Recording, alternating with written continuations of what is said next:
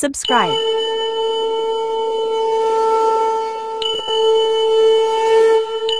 महालक्ष्मी अष्टक 11 पाठ।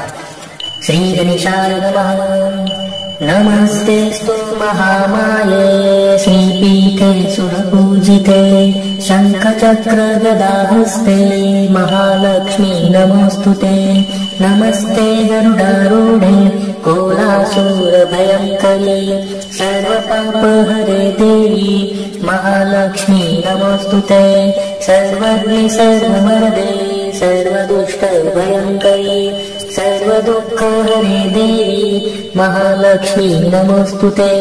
सिद्धिबुद्धिप्रदे देवी भुक्तिमुक्तिप्रदायिनी मन्त्रमूर्ते सदा देवी महालक्ष्मी नमोस्तुते।